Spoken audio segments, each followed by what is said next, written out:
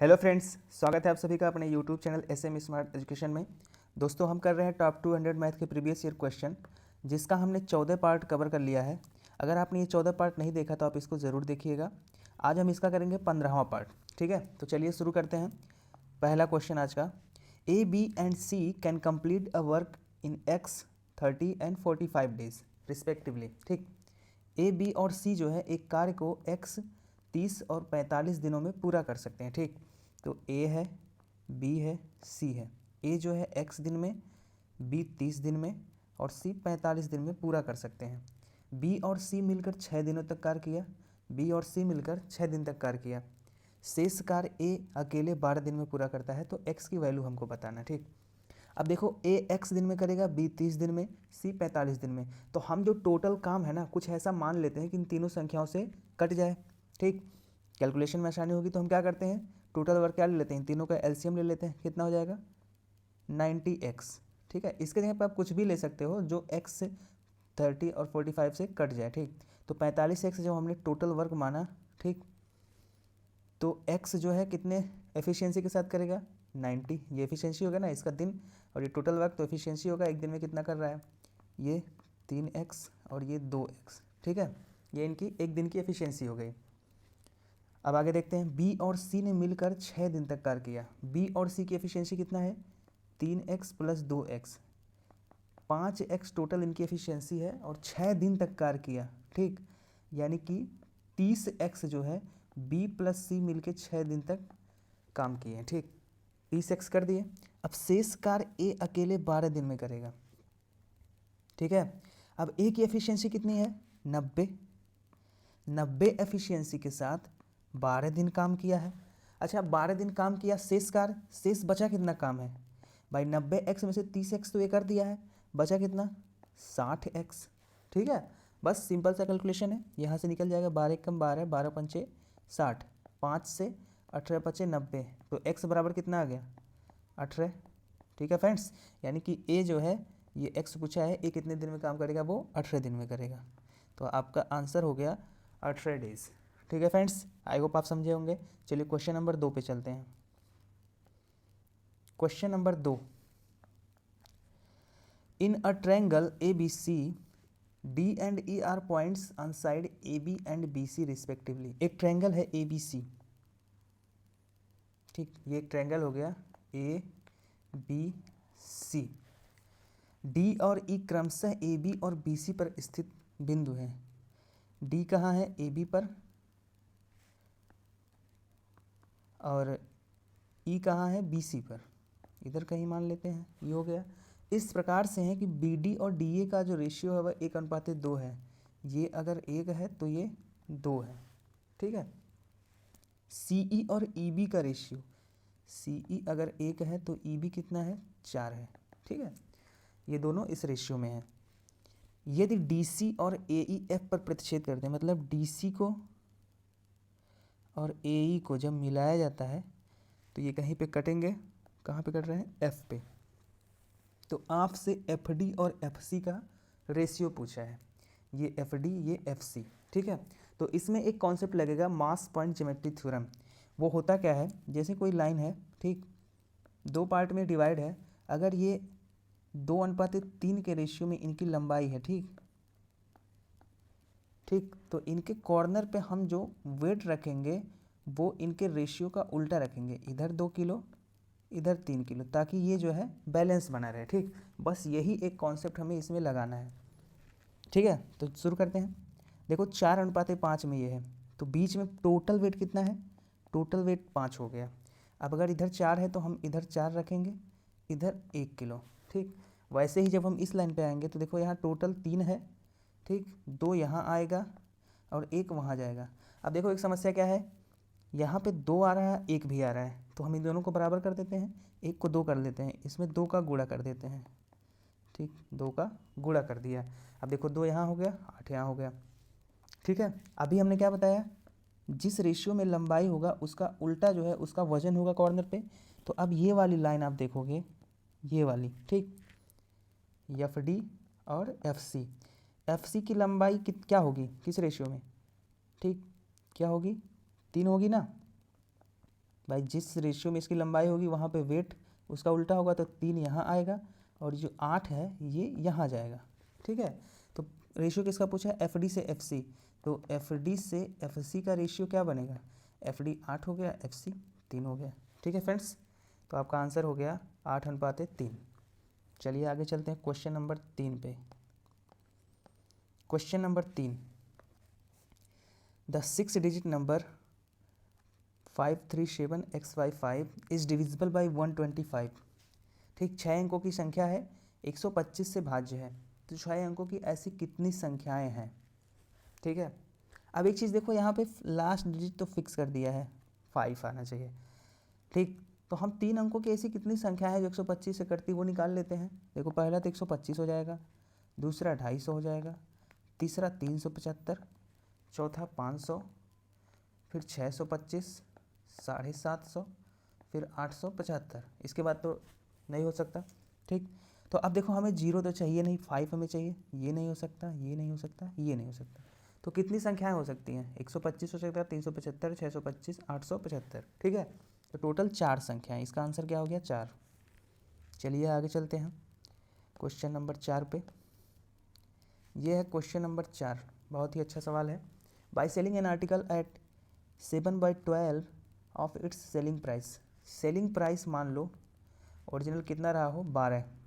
ठीक, विक्रय मूल्य के 7/12 पे, तो उसके 7/12 कितना होगा, 7 होगा। ठीक, इतना पे बेचने पर 16% की हानि होती है। लाभ हानि होता है किस पे है, सीपी पे होता है। ठीक, सीपी पे अगर 16% की हानि हो जा रही है, तो यानी कि ये वैल्यू सीपी का कितना है, 84% है। ठीक है, ये वैल्यू अगर 84% है तो 100% कितना होगा, जो कि सीपी होगा, वो 100% कितना होगा, यहाँ से हम क्या निकाल लेंगे, सीपी निकल जाएगा, कॉस्ट प्राइस। यदि वह वस्तु को इसके वास्तविक विक्रय मूल्य के 90%, वास्तविक विक्रय मूल्य कितना है 12 है, इसका 90% कितना होगा 9/10, इतने पे बेचता है, तो लाभ प्रतिशत, सीपी हमारा निकल चुका है, एसपी न्यू वाला निकल चुका है, तो इन दोनों के रेशियो से हम निकाल देंगे। देखो परसेंट से परसेंट तो कट ही जाना है, 7 से 12 बार जाएगा। ठीक है, 4 से 3, 4 से 25, ये हो गया। ठीक है, 2 से 5, 2 से 6, अब कुछ नहीं कटेगा। देखो 25 25 125 इधर आ जाएगा, और 9 त्रिक 27, 27 छक्का कितना होगा, 27 तिया 81, 27 छक्का 162। ठीक है, ये हो गया। अब ये सीपी से एसपी हो गया रेशियो, तो कितना प्रॉफिट हो जाएगा 125 162, तो देखो 30 तो ऐसे हो गया, 30 और 7 37, 30 जुड़ेगा 55 हो जाएगा, 7 62। ठीक है, 37 का प्रॉफिट है 125 पे, तो बस हमें ये निकालना है। देखो 25 चौक के 100, 25 पंचे 37 चौक के 37 दूनी 74, 74 दूनी 148 बटे 5, 5 दूना 10, 5 9 45, 5 दूना 10। ठीक है, नहीं 5 36, ठीक है ना, 5 दूना 10, 5 9 45, 5 36, 29.6, ये इसका आंसर हो गया। ठीक है फ्रेंड्स, चलिए आगे चलते हैं क्वेश्चन नंबर 5 पे। Question number 5, chord AB of a circle of radius 10 cm is at a distance of 8 cm from the center O। 10 centimetre त्रिज्या वाले एक वृत्त की जो जीवा है, एक वृत्त हम बना लेते हैं। ठीक, इसकी त्रिज्या कितनी है 10, केंद्र O से 8 सेंटीमीटर दूर है। एक जीवा मान लो AB इधर कहीं हो, AB केंद्र से 8 सेंटीमीटर दूर है, ये दूरी कितनी है 8, और इसकी त्रिज्या दे रखी है 10। ठीक, तो केंद्र से जीवा पे लंब ही होगा, जब दूरी निकालेंगे तो मिड पॉइंट जो होगा वो लंब होगा, तो ये कितना हो जाएगा 6, सबको पता है। तो यदि ए व बी पर खींची गई स्पर्श रेखाएं, देखो ए व बी पे स्पर्श रेखा खींची जा रही है, बी पर प्रतिच्छेद करती है, यहाँ से अगर स्पर्श रेखा खींचेंगे इधर कहीं आएगा, फिर इधर से खींचेंगे इधर कहीं आके ये पी पे मिल रही हैं। ठीक है, तो स्पर्श रेखा ए पी की लंबाई, हालांकि ए पी पी भी दोनों बराबर होगा, तो हमें लंबाई निकालना है। अब देखो ये थोड़ा सा और इसमें बना लेते हैं, ये 10 हो जाएगा, और ये जब आगे आएगा तो इधर कहीं मिलेगा। ठीक है, अब इसमें हमको लगाना है पता क्या, ये 90 होगा। ठीक है, स्पर्श रेखा जो है केंद्र से जो मिलाएंगे इसको तो ये 90 डिग्री बनता है, ये भी 90 हो जाएगा। अब इसमें हमको लगाना है सिमिलरिटी, दो ट्रायंगल हमको पकड़ना है, एक तो ये वाला ट्रायंगल कौन सा, ओ ए पी, ठीक। दूसरा ट्रायंगल जो है ये वाला ए, इसको अगर मैं एक्स मान लूँ, ए एक्स ओ, ये दोनों देखो सिमिलर होंगे, ये 90 90, ठीक। और ये वाला जो एंगल है ये दोनों जगह कॉमन है, तो तीसरा अपने आप जो है बराबर हो जाएगा, ठीक है। अब देखो इनकी सिमिलरिटी लगा देनी है, हमें निकालना ए पी है, तो ए पी किसके सामने है, ये वाले ओ के सामने, ए पी, तो ए पी के सामने ओ वाले के सामने इधर कितना है, ये वाला 6 है, ए पी बटे 6, ठीक। अब बड़े वाले ट्रायंगल में और हमें कौन सा साइड पता है, ये वाला ओ ए वाला पता है, तो इसको ले लेंगे, ये 10, ये किसके सामने है, ये पी वाले के सामने है, और पी पैरेलल समांतर किसके बराबर, ए वाले के सामने 8, ठीक है। बस यहाँ से ए पी हमें निकल जाएगा। देखो 2 से 5, 2 से 4, ए पी बराबर 5 छक 30 बटे 4, 30 बटे 4 यानी कि 7.5, 7.5 इसका आंसर हो गया, ठीक है फ्रेंड्स। कुछ भी नहीं करना था, बस आपको सिमिलरिटी दिखाना था। चलिए क्वेश्चन नंबर 6 पे चलते हैं। Question number 6, a triangle A B C is an equilateral triangle, एक इक्विलेटरल ट्रायंगल है, ठीक है। एक समबाहु त्रिभुज है ए बी सी, भुजा बी सी पर एक बिंदु डी इस प्रकार है कि बी डी से बी सी, मान लो डी इधर कहीं हो, तो बी डी से बी सी, अगर बी डी 1 है, बी डी 1 है तो बी सी कितना है, 3 है, पूरा बी सी तो 3 है, लेकिन ये कितना होगा, 2 हो जाएगा, यानी कि 1:2 में है, ठीक। ए डी जो है 5√7 है, ये ए डी जो है ये 5√7, तो त्रिभुज की भुजा कितनी सेंटीमीटर है, ठीक है। अब एक चीज़ आप बताओ, समबाहु त्रिभुज है तो इसको मैं अगर 3x मान लूँ लंबाई, तो ये 2x हो जाएगा, ये x हो जाएगा, ये भी 3x, ये भी 3x। मैंने आपको ट्रायंगल में ज्योमेट्री का जो फार्मूला वाला वीडियो है उसके ट्रायंगल में हमने आपको एक कॉन्सेप्ट बताया है, ठीक, कि यहाँ से वर्टेक्स से अगर हम इधर किसी पॉइंट को मिलाते हैं, ठीक, तो अगर ये m रेशियो n में डिवाइड कर रहा है और ये लंबाई a व b हो और ये मान लो x हो, तो x स्क्वायर इक्वल टू होता है ए बी माइनस का mn, ठीक है। सिंपल सा फार्मूला है, ये मैंने आपको ज्योमेट्री वाले वीडियो में कराया हुआ है, बस वही फार्मूला हमें यहाँ पे लगाना है। एक्स स्क्वायर यानी कि 5 25 सतह 175 इक्वल टू 3 त्रिक का 9x स्क्वायर, दोनों सेम है तो इधर 9x स्क्वायर माइनस का mn, 2 एकम 2x स्क्वायर। तो अब देखो यहाँ से क्या हो जाएगा, 7x स्क्वायर जो हो जाएगा वो 175 हो जाएगा, 7 दूना 14, 7 पचे 35, यानी कि x बराबर यहाँ से 5 आ गया। अब x बराबर 5 आ गया तो पूछा क्या है, तो त्रिभुज की भुजा कितने सेंटीमीटर, त्रिभुज की भुजा 3x है, 3 गुणे 5 कितना हो गया, 15 सेंटीमीटर, ठीक है। कुछ भी नहीं करना था, सिर्फ ये आपको कॉन्सेप्ट पता होना चाहिए था। चलिए आगे चलते हैं क्वेश्चन नंबर 7 पे। Question number 7, the average daily income of Shyamlal during the month of February 2020 was 560, ठीक। फरवरी 2020 के महीने के दौरान श्यामलाल की औसत दैनिक आय 560 है। अब एक बात बताओ, फरवरी 2020 जो है, 2020 तो लीप ईयर है, लीप ईयर में फरवरी कितने दिन का होता है, 29 दिन का, ठीक है। 29 डेज का जो एवरेज इसका इनकम है वो 560 है।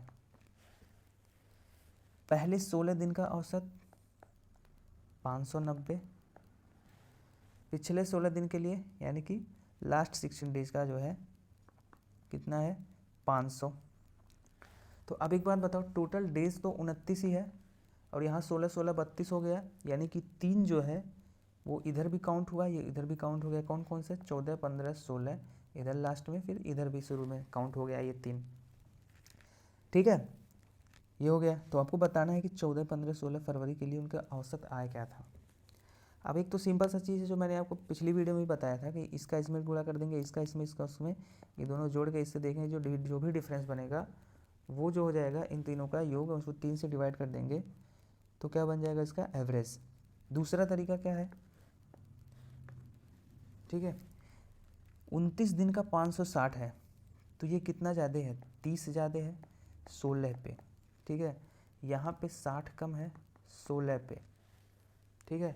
ओवरऑल देखो 30 गुणे 16 माइनस का 60 गुणे 16, यानी कि माइनस का 30 गुणे 16, इतना कम ही है ओवरऑल, ठीक है। कितने पे, 16 पे, तो हमें तो 3 पे चाहिए, तो 16 गुणे 30 बटे 3, 3 9 30, तो 3 पे कितना हो जाएगा, माइनस का 160, ठीक है। तो बस माइनस का है तो हम यहाँ 560 से माइनस घटा देंगे, कितना आ जाएगा 400, ठीक है फ्रेंड्स। इसका आंसर कितना हो गया 400। अगर यही चीज़ प्लस आया होता तो हम उसमें जोड़ देते। चलिए आगे चलते हैं, क्वेश्चन नंबर 8। क्वेश्चन नंबर 8 रहा, ABC एक समकोण त्रिभुज है, ठीक है, एक समकोण त्रिभुज है, AB पे समकोण है, D जो है AC पर एक ऐसा बिंदु है कि AD 12 है और CD 16 है। BD ABC का समद्विभाजक है। देखो जो BD है ना, ये इसको बाइसेक्ट करता है ABC को, यानी कि ये तो 90 होता ही है, तो ये 45 है। तो ABC का परिमाप बताना है, पेरीमीटर बताना है ABC का, ठीक है। अब आपको हमने ज्योमेट्री में ये बात बताया हुआ है एंगल बाइसेक्टर का, जब भी कोई एंगल बाइसेक्ट होगा तो वो सामने वाली भुजा को किसी ना किसी रेशियो में बांटेगा, ठीक है। अगर ये मान लो A रेशियो B में बढ़ रहा है, तो ये AB से AC का जो होगा ना, ये भी रेशियो A/B में ही होगा, ठीक है। रेशियो की मैं बात कर रहा हूँ, रियल वैल्यू की बात नहीं। मतलब अगर मान लो ये A हो, ये B हो, ये C हो, ये D हो, तो A से B का जो रेशियो होगा वही C से D का होगा, ठीक है। तो बस यही कॉन्सेप्ट यहाँ पे लगाना है। देखो ये हो गया एंगल बाइसेक्टर, ठीक, 90 को 45 40 किया BD। अब जिस रेशियो में AD से DC होगा वही AB से BC भी होगा, तो ये किस रेशियो में है, 4 3 12 4 चौके 16, यानी कि ये 3:4 में है। अब इसको रियल बनाने के लिए हम x रख लेते हैं, मान लो रियल वैल्यू की 3x और 4x हो। तो सिंपल सा फार्मूला जो है समकोण त्रिभुज का क्या है, लंब का स्क्वायर प्लस आधार का स्क्वायर, 4 चौके 16x स्क्वायर बराबर कर्ण का स्क्वायर। कर्ण कितना है, 16 12 28, 28 का 784, तो 16 9 25x स्क्वायर जो है ये 784 है। तो यहाँ से x स्क्वायर कितना हो जाएगा, 784 पे 25 होगा, तो x कितना हो जाएगा 28/5। x की वैल्यू आ गई। अब हम पेरीमीटर आसानी से निकाल लेंगे। ये तो AC हो गया 28 और प्लस ये 4 3 7 x है, तो x की वैल्यू हमारे पास कितना है 28/5। 5 को हटाने के लिए हम कैलकुलेशन से 2 का ऊपर नीचे मल्टीप्लाई कर लेते हैं, बस एक दशमलव लगाना रहेगा। तो देखो 7 दूना 14, 14 बटे 112 का 2 और 14 दूना 28 11 39। अच्छा इधर तरीके से दशमलव लगेगा ना, तो 0.2 हो गया, 9 8 17 के 7, 3 2 5 1 6, 67.2, ठीक है। ये कॉन्सेप्ट आपको लगाना था। चलिए आगे चलते हैं क्वेश्चन नंबर 9 पे। Question number 9, let A B and C be the fraction such that A is less than B is less than C, ठीक है। If C is divided by A the result is 5/2। माना A B C भिन्न है, जिसमें ये condition है C को A से विभाजित किया जाता है। अगर C को A से विभाजित किया जाता है तो परिणाम कितना आता है 5/2, मतलब C/A का रेशियो एक तरीके से समझ लो 5:2 है, जो B से 7/4 अधिक है। और A + B + C की वैल्यू दे रखी है प्लस C, 12 एकम 12 12 11 23/12, ठीक है। ये एक सही 11/12 है, तो 23/12 ये दोनों की जो है दे रखी है, ठीक है। अब एक चीज़ बोल रहा है कि जो C/A का जो परिणाम है 5/2, यह B से 7/4 अधिक है। जो ये है 5/2 वो B में 7/4 जोड़ने के बाद आएगा। इस स्टेटमेंट का ये मतलब है कि ये जो परिणाम है ये B से 7/4 अधिक है, यानी कि जब B में 7/4 जोड़ेंगे तो 5/2 के बराबर हो जाएगा। ठीक है, यहाँ से b की वैल्यू निकल जाएगी, 2 से ऊपर नीचे मल्टीप्लाई कर देंगे, 4 बराबर हो गया, तो b बराबर कितना, 5 दूना 10, 10 में से 7 गया 3/4। देखो b की वैल्यू हमें मिल गई। तो यहाँ पे हम b की वैल्यू रख देते हैं, a + c + 3/4 बराबर 23/12।